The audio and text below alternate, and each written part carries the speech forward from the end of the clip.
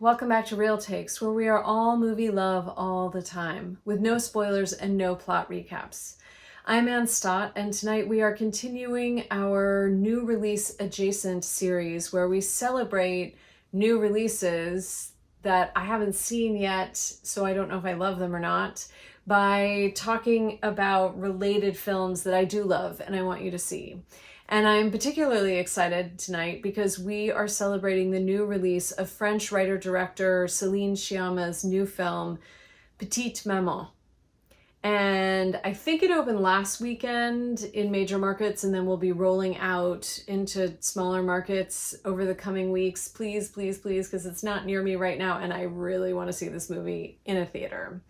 And we are celebrating her new release by talking about her last film, Portrait of a Lady on Fire from 2019, starring Noemie Merlant, Adele, Haenel and Luana Bajrami.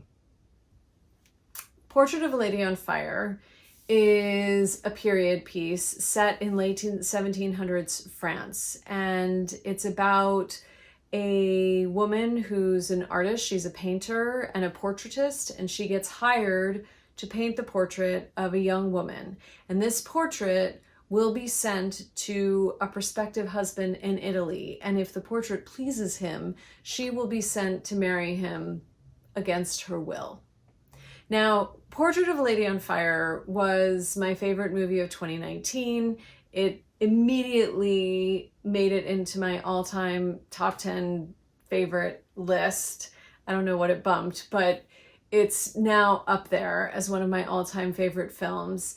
And it was actually one of the best reviewed films of 2019. I don't usually intercut a lot of images in this series, but just to drive this point home, I am interjecting a picture of the Metacritic's page for 2019 films to show you that the only film better reviewed in 2019 was Parasite, which won Best Picture at the Oscars. And it was nominated for lots of awards, over 150 awards at film festivals and critic circles and award shows, etc.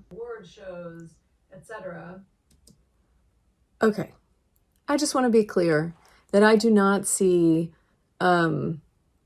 awards or festival celebrations or even critic consensus as the last word in whether or not I'm going to like a film. I like plenty of films that were overlooked by awards, all awards circles, or disliked by critics, and for some reason they touch my heart, or I think they're special or interesting or worthy for other reasons. So I want to be clear that I don't think any of those things are the final litmus test of whether or not I like something, but I'm also not above using the critic consensus on this film and the awards attention this film got to try to convince you to see it if you haven't seen it. So I'm shamelessly using something that I don't actually think is the last word in anything just to try to convince you to see this movie if you haven't seen it. So the bottom line is, go see Portrait of a Lady on Fire.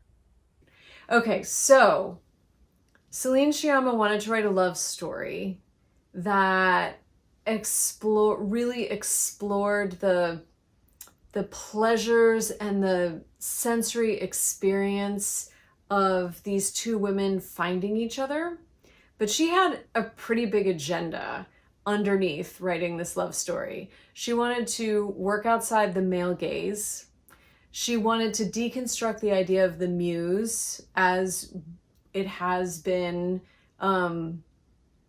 used in Euro-American culture for centuries, which she thinks has silenced women's participation in the creation of art.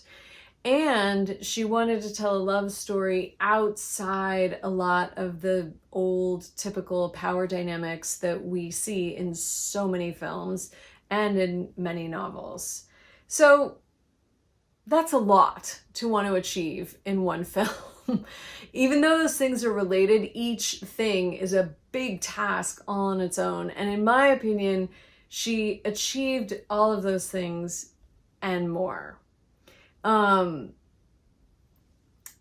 me, this film is so special because there are films that explore, you know, how women's lives are confined or constrained by the rules of men that they can't control or change. Their rules, their films, you know, that explore all kinds of inequalities and injustices. And for me, this film,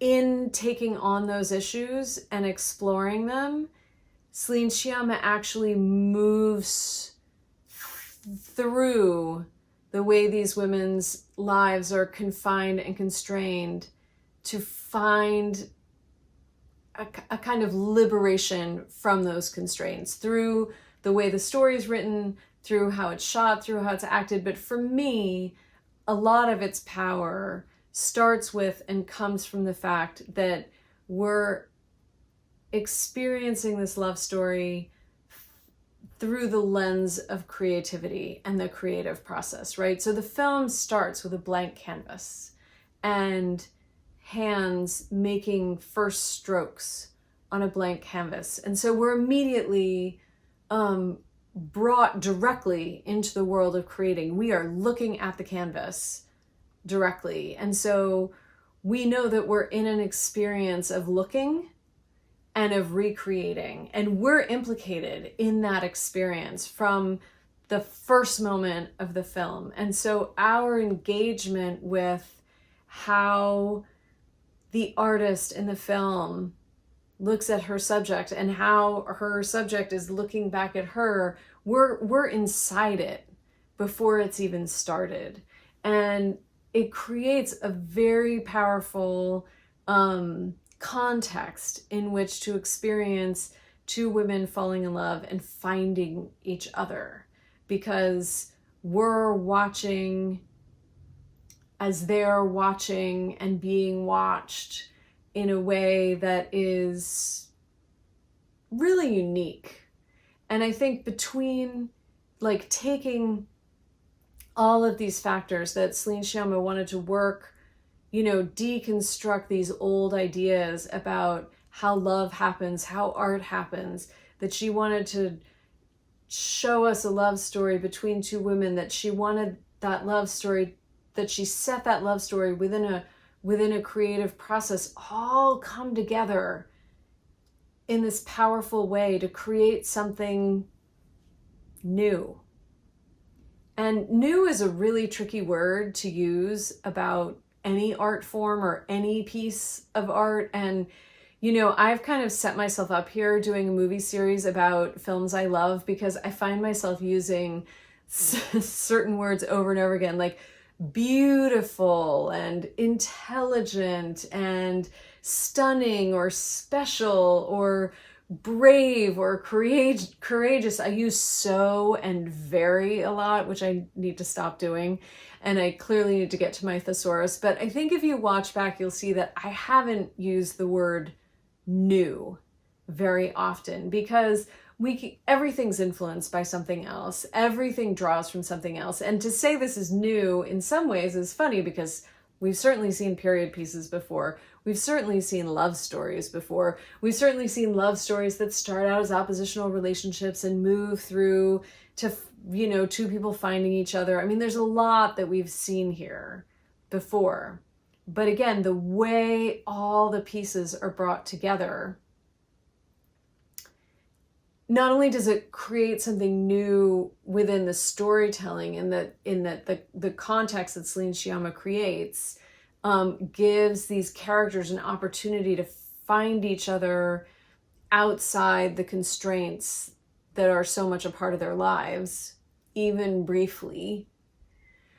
But then in terms of, you know, as a viewer watching the film, I felt like I was having a new experience watching it. I felt like I was engaging with cinema differently than I ever had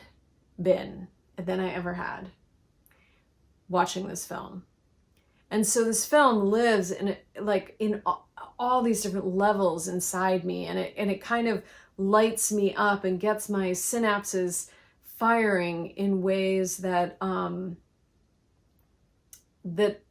that almost no other film does. And again, I think it's because we come at it through the creative process. So our subject object dynamic is upended, not just between the characters, but between us and the film. And it's interesting because I have been an artist model briefly a bunch of years ago in my life. I had the job of being an artist model, and Celine Sciamma is right, because you are an object. You're there naked in this case, getting painted, but you're a subject too, and the energy you're bringing is part of what the artist is picking up on, and the choices you make, and it's a fascinating, alive dynamic that that gave me a lot of information about the creative process. And I'm just saying that to sort of highlight that I think Celine Sciamma's goal of deconstructing that dynamic is a big part of why I, as a viewer, have a unique experience with this film. So if all of that doesn't show you that I'm incredibly passionate about this movie and want everyone to see it, I don't know what else to say. There's nothing else I could say. Please watch this movie. She made so many brave choices within the filmmaking. She considered shooting on film. She tested on film. She chose to shoot on really high resolution video so we could have like this really tactile experience of sensuality, and especially the skin and the color tones in the film. And also it gives it a very modern feeling, even though we're in 1700s France. There's also no score in the film because she wanted us to be listening for other kinds of rhythms and sonic patterns within the story. So we're listening deeper in because there's no layer of music filling in for the story. So there's just so many brave, there's that word, brave, unique choices that were made in the creation of this film. And I want everyone to experience it. So if you haven't seen it, please go see it. If you have seen it, write in the comments, tell me what you think of it. And I will leave you with this. This film came out the same year that Parasite came out. And so Celine Sciamma and Bong Joon-ho, who wrote and directed Parasite, were like on the festival circuit together for months. And Portrait of a Lady on Fire was nominated for a lot of things. Parasite won. And someone asked Celine Sciamma in an interview, you've been going to all these festivals, you keep losing to Parasite. How does that feel? And she said, I'm paraphrasing this, by the way, but this is the right idea. She said, Bong Joon-ho and I are asking the same questions and working on the same ideas. So it doesn't matter that my film didn't win because our ideas are winning. And that is the answer of a true artist. Please see this film, Portrait of a Lady on Fire, and I will see you next Wednesday.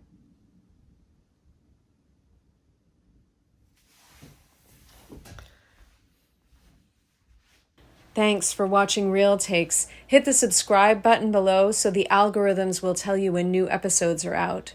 And if you want to support Real Takes, please visit my Patreon page where you can join at any tier from $2 to $100 per thing I make.